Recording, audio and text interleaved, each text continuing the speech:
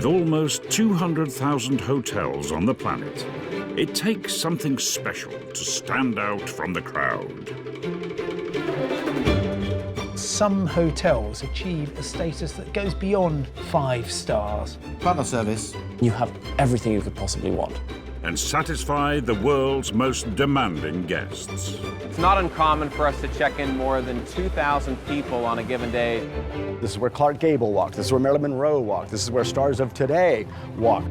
It is no surprise for a guest to spend anywhere between $70,000 and $90,000 on room service alone.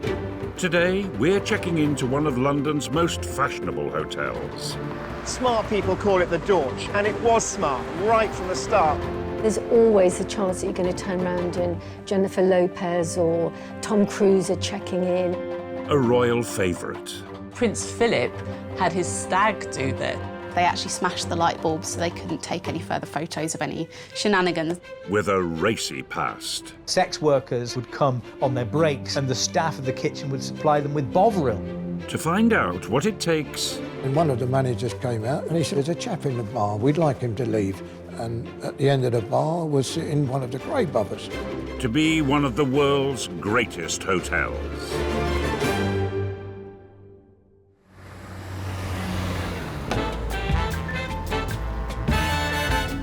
Mayfair in London, one of the most exclusive and expensive districts in the world. Renowned for upscale boutiques selling outfits that cost as much as a car. Cars that cost as much as an apartment. Apartments that cost as much as a small country. Mayfair is one of the elite areas of London. It's full of shops that are full of luxury goods, your caviar, your oysters. It's in one of the wealthiest parts of London. There's always Ferraris zooming by, very rich people everywhere. And Mayfair is home to one of Britain's most famous streets. This is Park Lane, which is one of the most fashionable addresses in London, possibly the world. And actually, in the early 18th century, it was still quite a humble road. But through the middle of the century, towards the end of the 18th century, it became increasingly popular for the grand aristocratic townhouses who enjoyed the view across to the park, but also access to St James's and Westminster sittings of Parliament. Park Lane was once the habitat of the likes of the Duke of Westminster. But now it's the favoured stomping ground of mega-rich overseas business moguls like Mohammed Al Fayed. Park Lane used to be the greatest address in London, of course. It's in between Mayfair, Knightsbridge and Belgravia, which is exactly where you want to be. It's no coincidence that it's one of the purple ones on the Monopoly board. It epitomises the absolute apex of luxury and elegance and wealth. For a temporary stay on the historic thoroughfare, the wealthy have plenty of luxury hotels to wave their wad at, including the Lanesborough, the Grosvenor, the Hilton, and one of Park Lane's most famous fixtures. This is it, the Dorchester Hotel. Smart people call it the Dorch, and it was smart right from the start when it opened in 1931. As soon as you walk in, there's loads of marble, there's loads of gilt. It feels very luxurious, very opulent. There are Regency elements, there's chinoiserie, there are early 20th century accents, but it all merges to form quite a unique aesthetic. Everything is just opulent. You think, wow, this is it. The five-star hotel has 250 luxury rooms and 49 suites, the most legendary of which could set you back on a good day around £5,000 per night. I was invited to host an awards ceremony for luxury brands. And it really was a night of luxury because I was given a suite. I had a suite at the Dorchester. I couldn't believe it. I mean, I ran around it. It took quite a long time to run around it. And just for a moment, just for a night, I felt like royalty myself. Located in London's most exclusive district, and with prices to match, not surprisingly, this is a hotel with a guest list like a who's who of the rich and famous. They almost want you to rubberneck all the celebrities who are staying there. It's a real see-or-be-seen place. Just like its guests, this hotel always wanted to stand out from the crowd. From the very beginning, it was designed to be different. The Dorchester is like a great concrete ocean liner that has somehow stuck in dry dock on the edge of Park Lane. It's a kind of monumental building. It's a modern-looking building. The intention was to create one of the largest, most up-to-date and expansive hotels that could be built at the time. In this part of fashionable Mayfair, that was quite a step forward from the grand Edwardian hotels that still marked kind of high society taste at that time. The competition is rather kind of elderly looking and enervated by this point. The Savoy reeked of the Victorian age. The Ritz was also really a kind of a building that conjured the atmosphere of France in the late 1890s.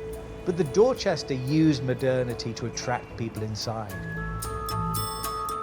The hotel design was the vision of hotelier Sir Francis Towell and construction magnate Sir Robert McAlpine. McAlpine was nicknamed Concrete Bob after using the new material to construct some of Britain's greatest engineering projects, from the Glenfinnan Viaduct to Wembley Stadium. And now he planned to build the world's first reinforced concrete hotel. The building of the Dorchester Hotel was a massive operation. An excavation of 40,000 tonnes of earth to provide a massive basement superstructure that both was the foundation for the building but also provided all those up-to-date technology and services that made this hotel so special and an advance on the great hotels of the pre-First War period. It was a very modern building. McAlpine said of it that if you'd seen it during construction, then you would have seen this giant steel bird cage. It's built almost on the skyscraper principle. It's a massive building of reinforced concrete. And there it is, the 1930 plan, which shows you the entrance hall just through the doors there. And from the entrance hall, you pass into these broad spaces, the inner hall and lounge, and the vast cruciform ballroom, one of the biggest ballrooms in London at the time in a fashionable hotel, and now the restaurants and bars clustered around it. It's a beautifully efficient design, one that made the very most of new technology. On April the 18th, 1931, the hotel opened its doors to the public. As soon as it opened, the Dorchester was a success.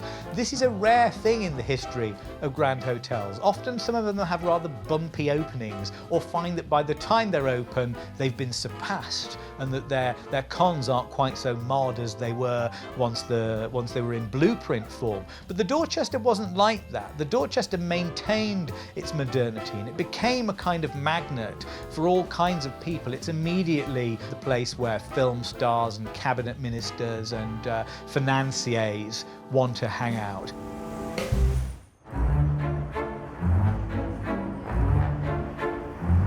Amongst the luxury car dealerships and billionaire apartments of Park Lane stands one of London's most legendary and pioneering hotels. When someone says the Dorchester to me, the first thing that comes to mind is absolute indulgence and opulence. When it was opened in 1931, it was revolutionary in the hotel world. The first reinforced concrete hotel ever built, and like nothing London had ever seen. It was built by Sir Robert McAlpine, who really wanted to have one of the top luxury hotels in Europe. And although from the outside it's quite concrete and sort of square, inside it's full of that 30s Art Deco glamour. And right from day one, it has always enticed the wealthy and well-known. The first memory of my first day at the Dorchester was the opulence of the place. And in those days, it was nearly every corner suite at the Dorchester had a permanent guest in. We had Jack Cotton in 120, who was a property magnate. Sir John Ellerman in 620, who owned Ellerman Shipping Lines. Lord and Lady Rank were permanently there. They were in 607. You really feel that there's a buzz there. I mean, there's always a chance that you're going to turn around and Jennifer Lopez or Tom Cruise are checking in and you get to see them walking through the lobby. The aim of the hotel was to bring the nations of the world together. The founders of the hotel were part of an organisation called Come to Britain. It was designed to attract people there, and it worked.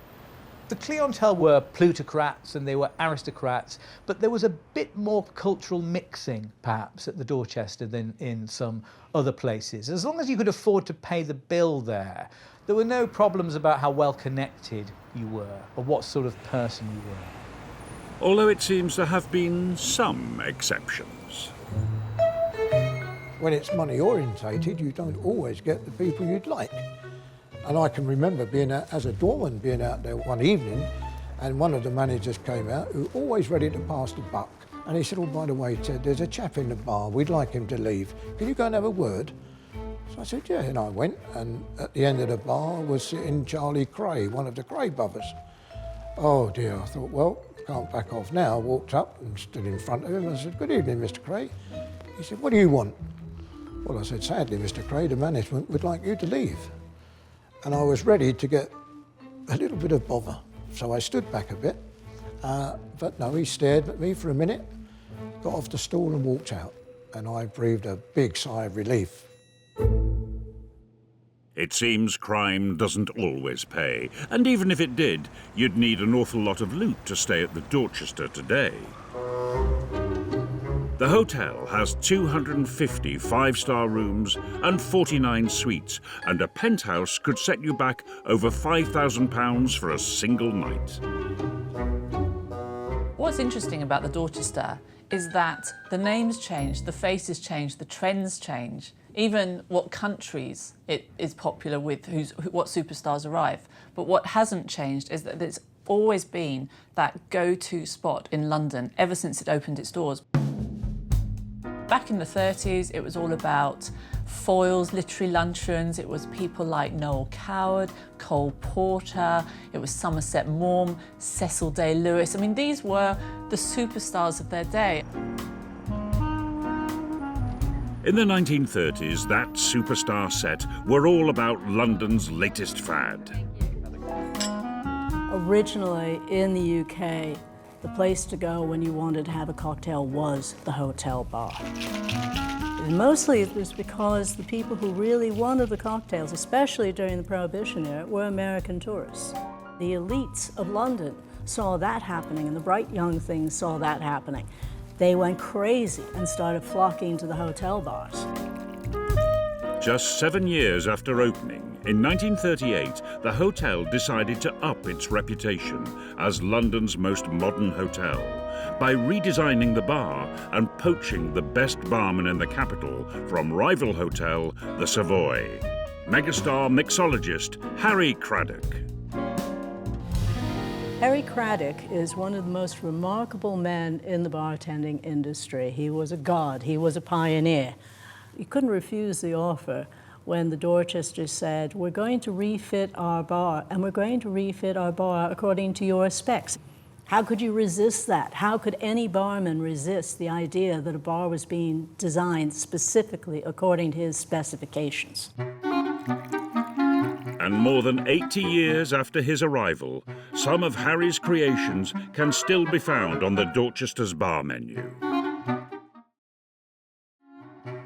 This is one of Harry's signature drinks. This is one that he invented when he arrived at the Dorchester. And the name is very simple, the Dorchester of London. It was 40 mils of gin, 20 mils of rum, silver rum, and then 20 mils of the secret forbidden fruit. It is a beautiful combination of pomelo, oranges, lemons, coriander, cardamom, cinnamon, and a touch of vanilla. All you do is stir. It was Harry Craddock who perfected 21 seconds of stir to chill the drink and pre-chilling your glass with ice. and you have the Dorchester of London.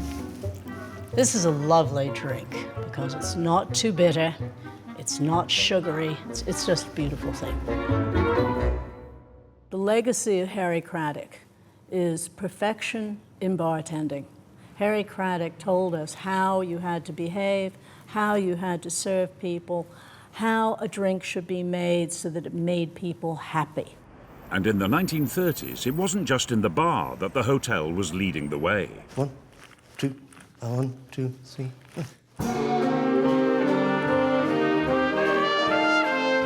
The Dorch was the undisputed capital of the hottest, sexiest music of the era. Strange harmony echoing down the years to me. Dance band music was the first pop music. The Dorchester had the biggest, best, highest paid bands. Thank you, ladies and gentlemen. You have just heard Faint Harmony. Well, the sole purpose of dance band music was for people to let their hair down, socialise, and meet the man or woman of their dreams. In the 1930s, the Dorchester had its own chorus line, the Dorchester Girls, who, rather like the Tiller Girls or the Cochrane Girls, were women who performed in this space, and lots of them ended up marrying into the aristocracy. It was that kind of gig. You got all the crooners with their sort of subversive and, dare I say it, sexy way of expressing the songs. The band leader was a megastar. The main band leader at the Dorchester is Jack Jackson, whose signature tune was Let the People Sway, and then he normally closed with Dancing in the Dark. It's slightly louche in the 1930s at the Dorchester. It's got the dance band culture, it's got chorus girls performing in the evening, it's got a ballroom that's packed every night. It's a place of some hedonism. And that was where people would go to listen to the popular music and hopefully come away with somebody on their arm, so to speak.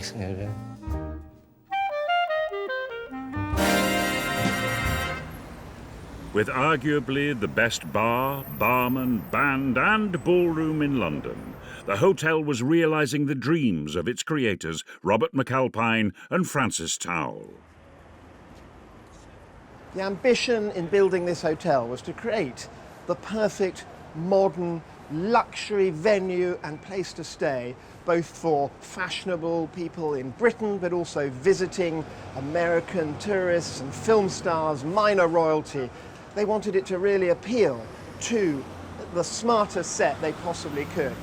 And so it had to offer something more than the other hotels. This included what they advertised at the time, that it was the most silent and light hotel in London. And the silence was created by a completely up-to-date, pioneering soundproofing system that amazingly used seaweed and cork to mean that your rooms could be as private and quiet as possible. Alfred Hitchcock always said that the Dorchester was a perfect place to plan a murder. It's very well soundproofed, so nobody'd hear the screaming, and then you just have to wait till night time. You could bury all the bodies directly opposite in Hyde Park. In 1940, the hotel's soundproofing would be put to the test in a way much more deadly than even the master of suspense could imagine. During the Blitz, London was an extremely dangerous place to be. It was an inferno. During that early period of the Blitz, you couldn't even go down into the tubes. I mean, we think of the wartime period as being the one in which London took refuge on the underground. In the early months of the Blitz, that wasn't allowed. But because of its groundbreaking construction methods, the world's first reinforced concrete hotel found itself with a unique selling point. It's considered one of the safest places to be in the Second World War in London, and becomes the haven, the gilded refuge, if you like, for not just high society, but politicians and diplomats. At the Dorchester, you had a strong chance of survival, even if the hotel had been hit directly. It has this 3-foot thick raft of concrete sitting over the floor of the building. Like the world's most luxurious bomb shelter, the hotel became the place in London for the most important people in the world to defy the Nazis with a G&T in hand. It was actually where Winston Churchill spent a lot of time, and he built an extra wall there, made him feel even safer. Also, Eisenhower planned the Normandy invasion there. It was somewhere where people really felt safe, and things carried on like parties and balls, despite the fact of the austere times. It was filled with people who were plotting the future of the nation in those dark days. But life continued in some ways quite as normal in high society at the Dorchester. The band carried on playing, the restaurant kept on serving. The band became so relaxed about performing through the bombing that when they heard an incendiary drop, which always had a certain number of blasts to it, they broke off the song that they were playing and went into the Anvil chorus from Il Trovatore and let the Luftwaffe play every other note. And I think it was important that it became a sort of morale-boosting exercise, that if the Dorchester didn't fall, at least it was a bit like the Queen Mother saying she refused to leave London. I think it was a case of the band must play on, so the Dorchester's doors must stay open and the music will continue to waft from it. And it also has this kind of sexual economy going on around it. There was an air vent at the back of the Dorchester that was known as the hot plate, where sex workers who would patrol Hyde Park would come on their breaks, effectively lean against this warm space that would keep them cosy on a winter's night, and the staff of the kitchen would supply them with bovril to keep them going. When the war ended in 1945, much of London was in ruins. The hotel, though, had escaped relatively unscathed. Even though it had a few near misses, the Luftwaffe came quite close at times. All it really suffered was a few broken windows. In fact, Betjeman writes a famous line about the shining ones who dwell safe in the Dorchester Hotel.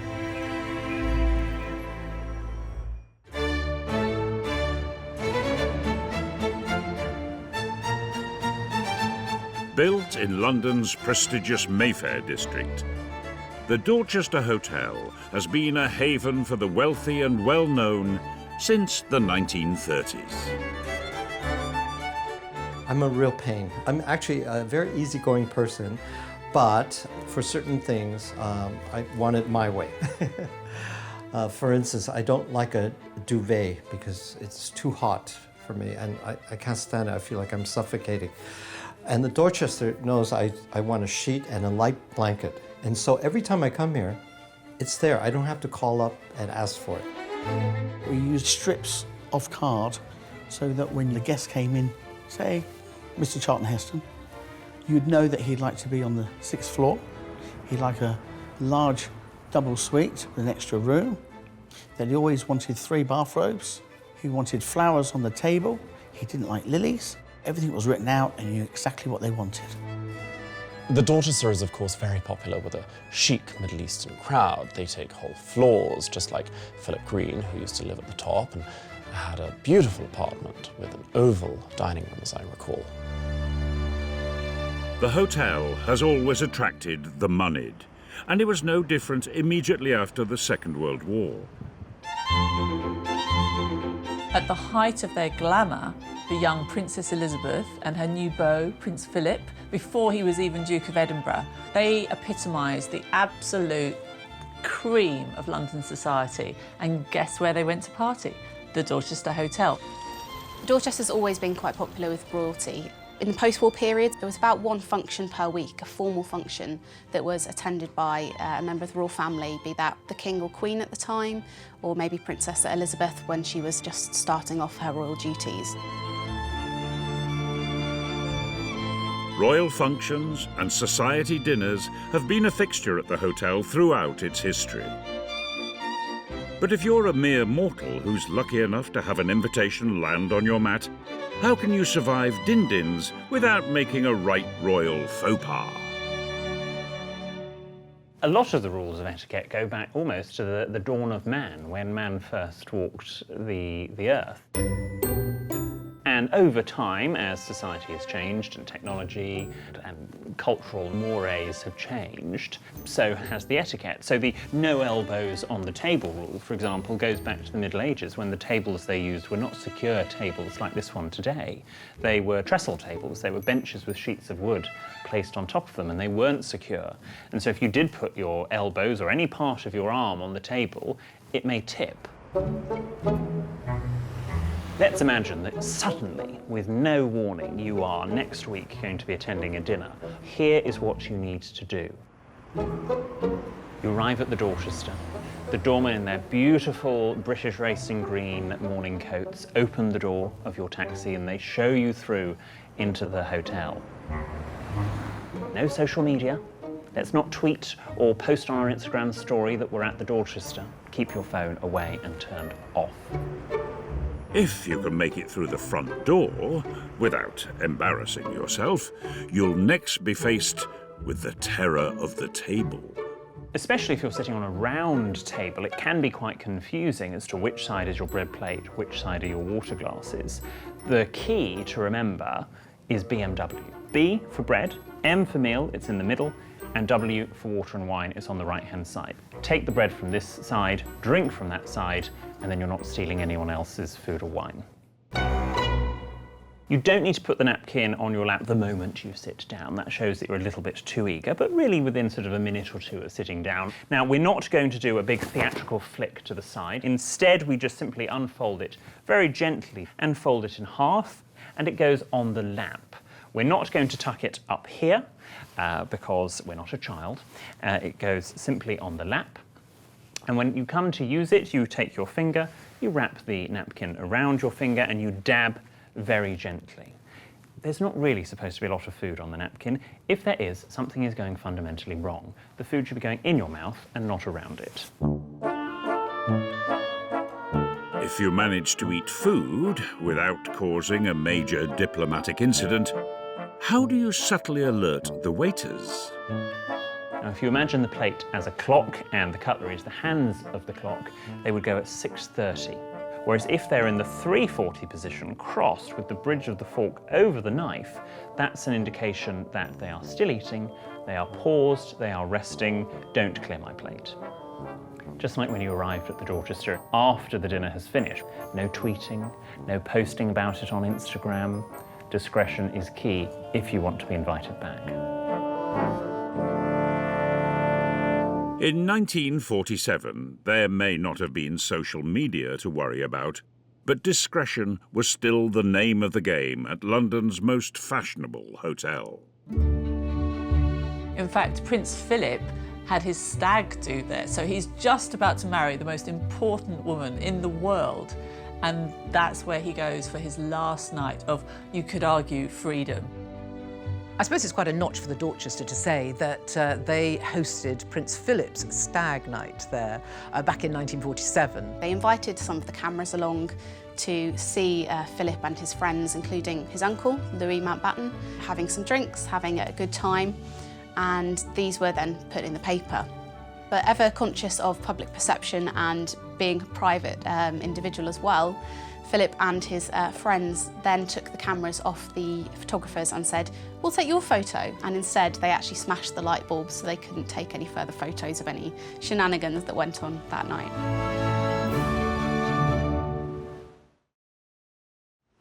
In 1953, the hotel spotted an opportunity to trumpet its royal credentials to the world. The young princess that had been such a regular guest was about to become queen. The coronation procession was going to pass by the Dorchester on Park Lane, and the Dorchester were very keen to make the Dorchester Hotel celebrate the coronation in the most extravagant way they could. It was going to be filmed for the first time. A coronation was to be on television. To stand out from the crowd, they looked to the theatre, and the most famous and colourful production designer of the day. Oliver Messel was the most celebrated English theatrical designer of the 20th century, certainly. And also he designed film sets and costumes. So he did The Thief of Baghdad, The Scarlet Pimpernel, Pride and Prejudice, and Caesar and Cleopatra.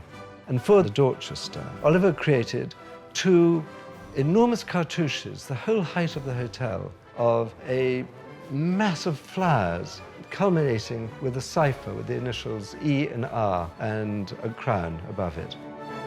It was described as one of the best decorations in London at the time. Such was the effort that they put into it. And the hotel didn't stop there.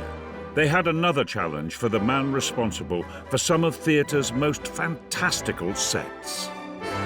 The Dorchester has always kept its Art Deco roots, and it still is very much an Art Deco hotel. But they wanted to sort of give it a bit more razzmatazz. The Dorchester invited Oliver Messel to create, in time for the Queen's coronation, the most spectacular, glamorous, luxurious hotel suite in the world. What was a big inspiration was Oliver Messel's Sleeping Beauty. And that was produced for the inauguration of the Royal Ballet at Covent Garden. He drew on Act 2, Scene 1 of the Sleeping Beauty, which is the journey of Prince Florimond through the enchanted forest, the heart of the penthouse suite. That is a room where it'll take your breath away as you enter it. The walls are covered in mirrors, and the mirrors are encrusted with a magical forest of gold and green plaster oak trees. And the lighting, where on earth does that come from? There are all these little tiny bird cages that produce lights all around the walls. And when you look down on the ground, you think, but I'm in a fish pond, because the carpet is designed to look like a fish pond.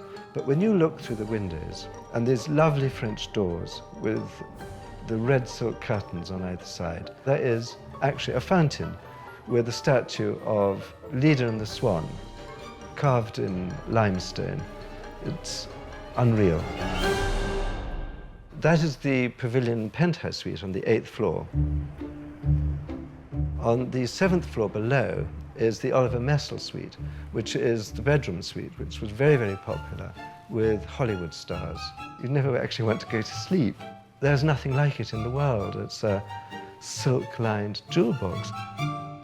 Actually, I was so lucky if I was doing a late shift and an early start and they had an empty room or a suite, they'd say, would you like to stay the night? And I've stayed in most of the best suites. Oliver Messel Suite, well, it used to attract Julie Andrews, Shirley Bassey.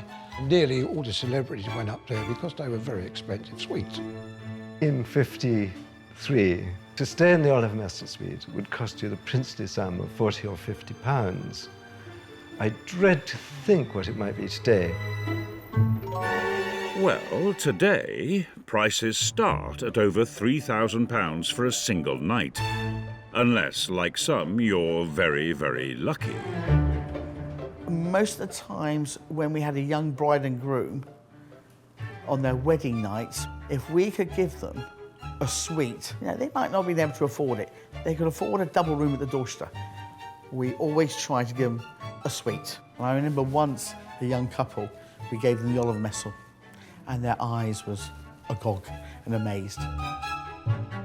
Over the years, A-listers from Marlene Dietrich to Sylvester Stallone have insisted on staying in the 7th floor suite. Others, however, were discouraged from reaching such giddy heights.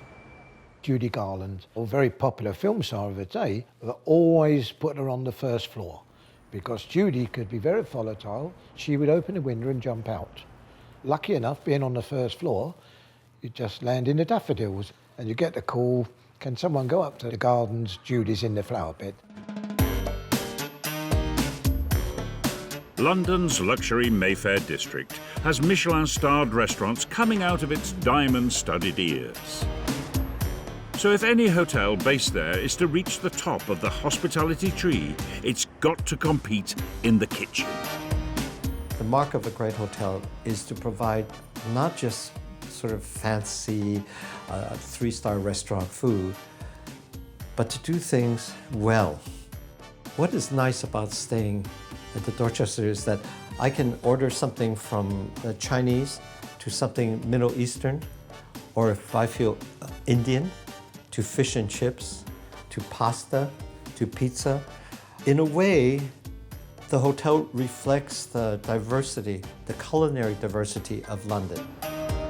I go to the Dorchester every Sunday I'm in London because I just have to go to Chinatown. For me, it's the best Chinese restaurant in London.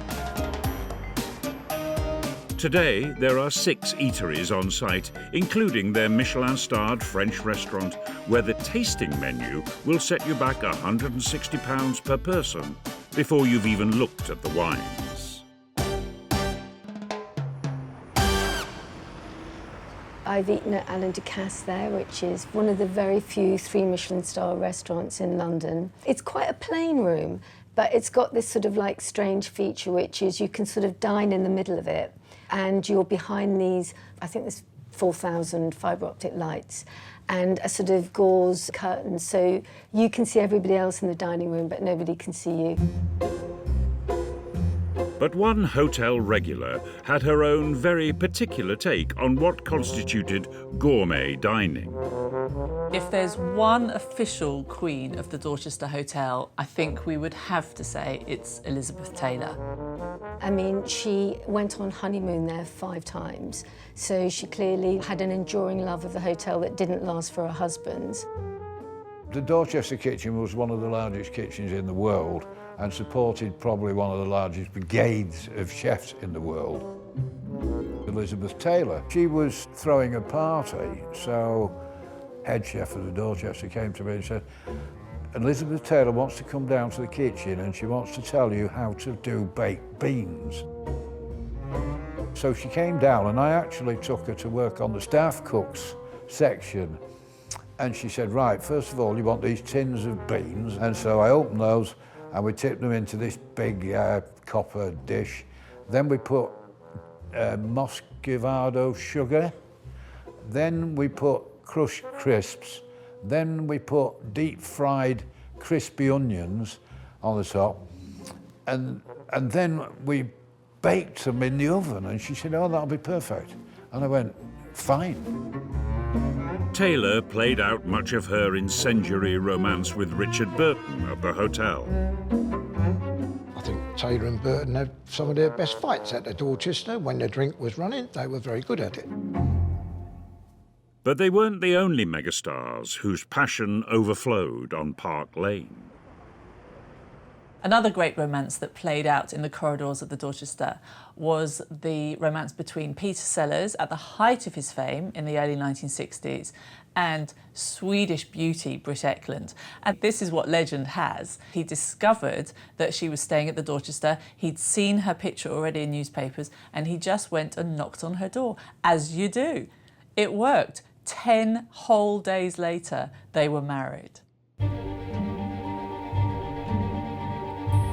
Peter Sellers continued to be a regular hotel guest until one fateful day in 1980. I was on duty and the male secretary of Peter Sellers rang through to say he couldn't wake Mr. Sellers.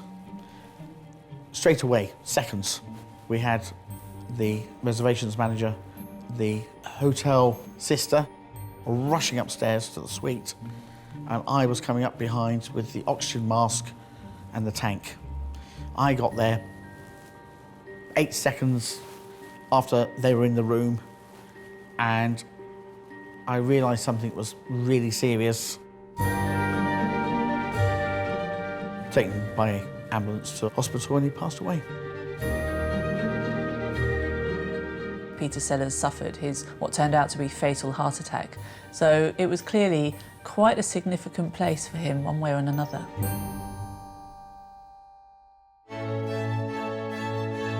By 1981, the hotel had been hosting the world's elite for 50 years. And it was about to play a key role in the most anticipated royal marriage ever. A couple of weeks before Charles and Diana's wedding, Lord Spencer Diana's father, had come out of hospital. He had been seriously ill, and he stayed in the Dorchester. And his wife, Rain Spencer, wasn't sure if he'd be well enough to walk Diana up the aisle, but it was his one wish. He had to do it. So my job was to walk him, exercise him every day. I was working around the hotel, and he gradually got his strength back. And he used to say, "I'm going to do it, I'll be doing it." And on the day, he did a little bit faltery, but he managed to get Diana up the aisle, stand there, see her married, and walk out with Charles. We were all watching to see if he folded, but he did well.